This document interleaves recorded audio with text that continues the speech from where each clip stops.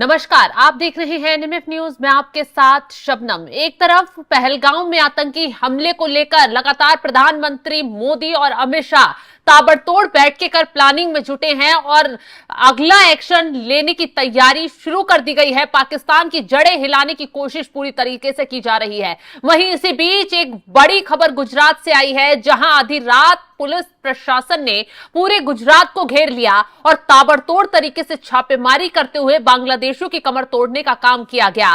दरअसल ये तस्वीरें अहमदाबाद से सामने आई हैं, जहां आप देख सकते हैं कि भारी तादाद में भीड़ जुटाकर लोग बैठे हुए हैं। ये कोई मामूली लोग नहीं, बल्कि ये बांग्लादेशी हैं जो अवैध तरीके से गुजरात में डेरा डाल रह रहे थे। ऐसे में पुलिस ने टीमों का गठन किया और पहलगाम आतंकी हमले के तुरंत बाद सुरक्षा लिहाज से बांग्लादेशियों की धरपकड़ तेज की है। तो खबर यह आ रही है कि कम से कम 500 से ज्यादा बांग्लादेशियों को धर दबोचा गया है और सभी को हिरासत में लेकर एक जगह पर रखा गया है और कहा जा रहा है कि अब इन पर अगली कार्रवाई या तो इन्हें बांग्लादेश भेजने की जाएगी या फिर इनसे पूछताछ में आगे कोई बड़ा एक्शन लिया जा सकता है। क्योंकि बीते दिनों से खबरें आ रही थी कि देश में बांग्लादेशी जो है घुसपैठिए लगातार उनकी संख्या बढ़ रही है। अलग अलग राज्यों में ये लोग शरण लेकर रह रहे हैं, जो देश की सुरक्षा के लिए बड़ा खतरा साबित हो सकते हैं, क्योंकि इलीगल तरीके से ये लोग यहां शरण लेकर रह रहे थे। कश्मीर के पहलगाम में हुए आतंकी हमले के बाद गुजरात में अवैध रूप से रह रहे बांग्लादेशियों विदेशियों को पकड़ने के लिए पुलिस ने बड़ा ऑपरेशन चलाया था। गुजरात पुलिस ने आधी रात को बड़ी कार्रवाई अहमदाबाद, सूरत शहरों में मैच कुछ घंटों में ही की और 500 से ज्यादा विदेशी भी शामिल हैं उनमें और बांग्लादेशी भी, सभी को हिरासत में ले लिया गया है।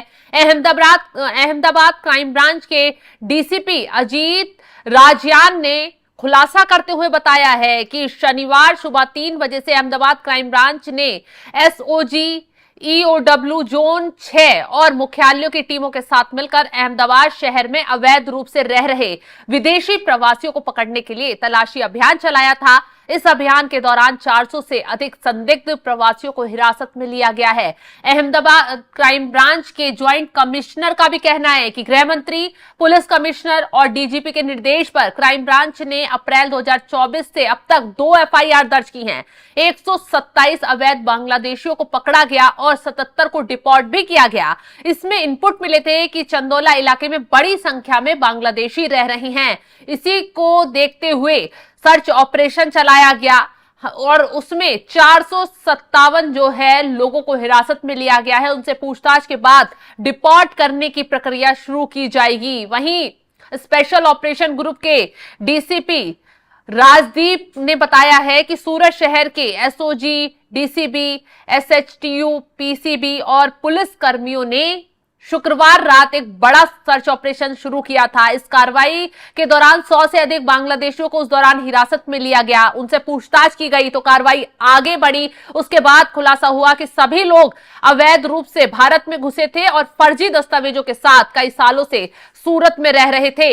डीसीपी ने कहा है कि जांच के बाद इन सभी को बांग्लादेश भेजा जाएगा। तो अब बांग्लादेशियों की कमर तोड़ने की तैयारी भारत में कर ली गई है। ताबड़तोड़ तरीके से सर्च अभियान चलाकर बांग्लादेशियों को पकड़ा जा रहा है। और सबसे बड़ी बात तो ये कि पहलगाम में जो हमला हुआ, आतंकी हमला हुआ, आतंकी भेष बदलकर पहलगाम में घुसे और उसके बाद उन्होंने ताबड़तोड़ तरीके से फायरिंग कर दी। 26 लोगों की जान ले ली इन आतंकियों ने। अब ये आतंकी कहां उतर गए, इनकी अभी तक तलाश ही की जा रही है।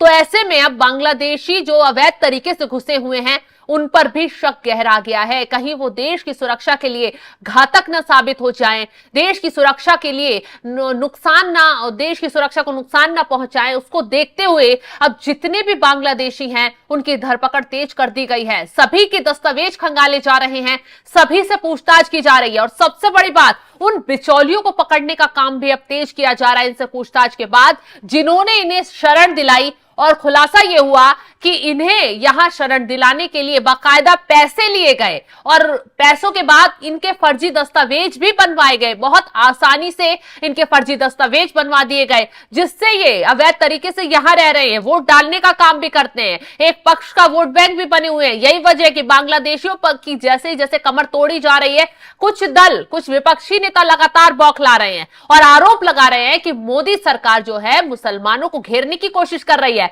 मुसलमानों को टारगेट कर रही है। अब देखिए ना, बांग्लादेश पाकिस्तान के आतंकियों ने पहलगाम को आकर दहला दिया, वहां 26 बेकसूरों की जान ले ली, वो आतंकी मुसलमान ही थे। इसलिए सवाल इसीलिए उठ रहा है कि आतंकी मुसलमान ही क्यों। हालांकि मुसलमानों से किसी को कोई तकलीफ नहीं है, किसी को दिक्कत नहीं है, लेकिन दिक्कत उन्हें है जो देश के लिए दहशतगर्द बन रहे हैं, बेकसूरों को मौत के घाट उतार रहे हैं। अब पहलगाम का जो हमला हुआ है वो पूरे देश को दहला देने वाला है और सुरक्षा के लिहाज से वो कई सवाल खड़े कर रहा है। इसलिए आगे कोई चूक ना हो जाए, जो घुसपैठिए हैं वो कोई साजिश के तहत कोई सुरक्षा के लिए खतरा ना बन जाए, इसलिए गुजरात में ये पहल कर दी गई है। ताबड़तोड़ तरीके से इन बांग्लादेशियों की कमर तोड़ी गई, एक के बाद एक को पकड़ा गया। बताया जा रहा है कि आधी रात ये सर्च ऑपरेशन चला, घरों में घुसकर पुलिस ने इनसे पूछताछ की। जितने भी लोग सूरत में रह रहे थे, अहमदाबाद में रह रहे थे,